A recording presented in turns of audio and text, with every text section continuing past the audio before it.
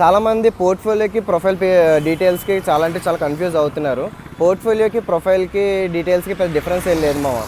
మీరు ఏదైనా ఇంటర్వ్యూకి వెళ్తున్నప్పుడు ఒక సీవీ కానీ రెజ్యూమే కానీ మీరు ఎలా అయితే పట్టుకుని వెళ్తారో, ఇండస్ట్రీలోకి వచ్చేటప్పుడు ఎక్స్పీరియన్స్ పీపుల్ ఏం చేస్తారంటే ఒక పోర్ట్ఫోలియో అనేది రెడీ చేసుకుంటారు ఒక పీడిఎఫ్ మేనర్లో. వాళ్ళ బయోడేటా మొత్తం, వాళ్ళ weight, height, name, age, gender, వాళ్ళ qualifications, phone name, contact details, everything మొత్తం అంతా మెన్షన్ చేసుకొని, ఎక్స్పీరియన్స్ పర్సన్ వేరే ఏమన్నా మూవీస్ చేసినా లేకపోతే పాస్ట్ ప్రాజెక్ట్స్ ఏమైనా ఉన్నా కూడా అవి వీడియోస్ అయితే చేసుకుంటారు. అవి లింక్స్ పెట్టుకొని ఫొటోస్ అయితే వాళ్ళు మెన్షన్ చేసుకుంటారు మామ.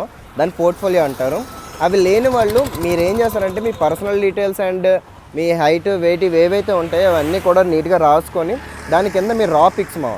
మీరు ఎక్స్పీరియన్స్ కాదు, ఫ్రెషర్ అయితే మాత్రం మీరు రా పిక్స్ పెట్టండి. ఏంటంటే చాలామంది ఇన్స్టాగ్రామ్లో పిక్స్ అవి పెడుతున్నారు. అవి వద్దు మావ. మనకేంటంటే ఓన్లీ రా పిక్స్ కావాలి, క్లియర్గా ఫేస్ క్లియర్గా ఉండాలి.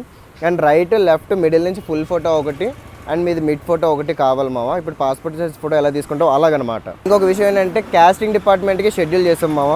ఆ కాస్టింగ్ షెడ్యూల్ అనేది మా క్యాస్ట్ డైరెక్టర్ చూసుకుంటారు. ఆ క్యాస్ట్ డైరెక్టర్ ఏంటంటే పర్ డేకి ఇన్ని మెంబర్స్ అని చెప్పి సెలెక్ట్ చేసి ఆ ప్రొఫైల్స్కి అయితే మెసేజ్ చేస్తారు. ఎవరు కూడా కంగారు పడకండి, ఎవరు కూడా టెన్షన్ పడకండి, మా ఛాన్స్ రాలేదు, మాకు ఇంకా మెసేజ్ రాలేదని చెప్పి మా క్యాస్ట్ డైరెక్టర్కి నేను మరీ చెప్పాను. అందరినీ కూడా కన్సిడర్ చేస్తారు. మీరు ఇచ్చి మీ పర్ఫార్మెన్స్ని బట్టి మేము అక్కడ తీసుకుంటాము. June 8th, 9th, 10th, 11th, 12th and 13th కూడా 1 వీక్ కూడా ఆడిషన్స్ అయితే జరుగుతాయి. 7 ప్రాజెక్ట్స్ ఇంక్లూడ్ అయ్యాయి మామ. సో ఎవరైతే ప్రూవ్ చేసుకోవాలనుకుంటున్నారో వాళ్ళైతే ఆడిషన్స్కి అటెండ్ అవ్వండి.